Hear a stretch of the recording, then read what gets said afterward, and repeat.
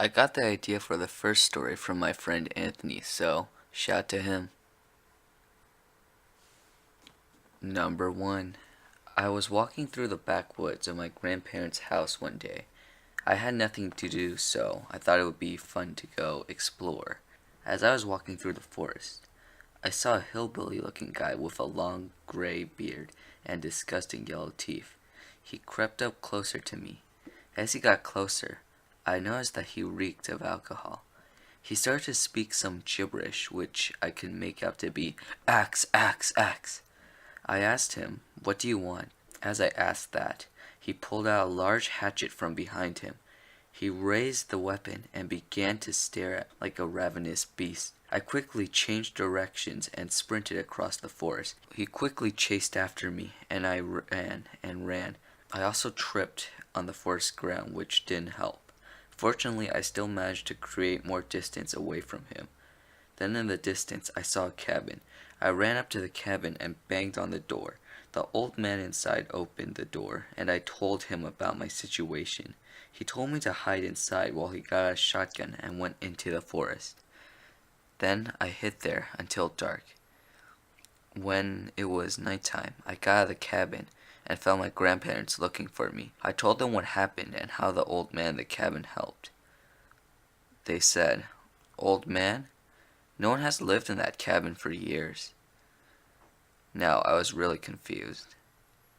Then on the next day, I explored the forest again and saw no signs of the hillbilly or the old man. When I inspected the cabin, it was completely empty.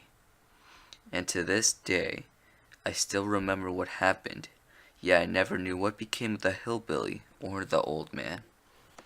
So, quick heads up, story 2 is a little bit inappropriate, so viewers' discretion is advised. Number 2. So, before the story begins, here's a little background. I currently live in an apartment, but before that I lived in another apartment in a town full of weird people. To be honest, I was happy to move out. And here's why. One night, I heard the couple next door fighting loudly. I thought it was a real nuisance because I had work tomorrow and I really needed some sleep. Half an hour later, the fighting stopped, and I managed to fall asleep. My sleep was interrupted again when I heard knocking on the door. I was grumpy but decided to answer the door. When I opened it, I saw the girl next door, who we'll call Anna. I asked her, "What do you want?" She responded with, "Want to have sex?" Now, I took a moment to think about this, and since I was really annoyed, I just shoved her away and locked the door. She, however, kept knocking after it was locked, so I tried my best to ignore it. She quickly stopped a few minutes after. The next day, I showed up at work and still managed to perform well, even from a lack of sleep. After I went home to my apartment, I was confused on what happened there. There was pink underwear all over the place, and it smelled of lavender. That's when I noticed that Anna was there, laying down stiff on my bed. I approached her, and then all of a sudden she just sprung up from her position and asked, "Want me to blow you?" I quickly responded with no. After I said that, she quickly ran out. This kept happening for the next few days, until I got a restraining order, that is. The next few weeks were normal. It was also quiet as Anna and her boyfriend were also quiet, which I found strange. After the restraining order was over, I noticed a weird smell coming from Anna's apartment. I decided to go check, out of curiosity. I went over next door, and I noticed that it was already open. I looked through the door, and I saw something disturbing. On the floor was the dead body of Anna's boyfriend.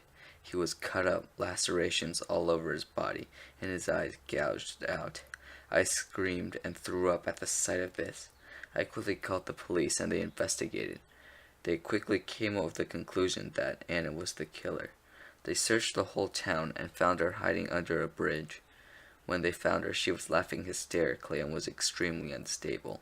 After she was calmed down, she confessed to the murder and said that it was for me and that God destined for us to be together. And it kept going on and on about how much she loved me and other bullshit. The cops took her away and sent her to court. She was then charged with murder and relocated to an insane asylum. I was shaken up by the incident and wanted to leave that town. I eventually made enough money to move out of the dreaded place and into another town. Update. It's now been a few years after the incident, and Anna has been released a few days ago. However, her release was short-lived, as the police later informed me that she killed herself a few days later.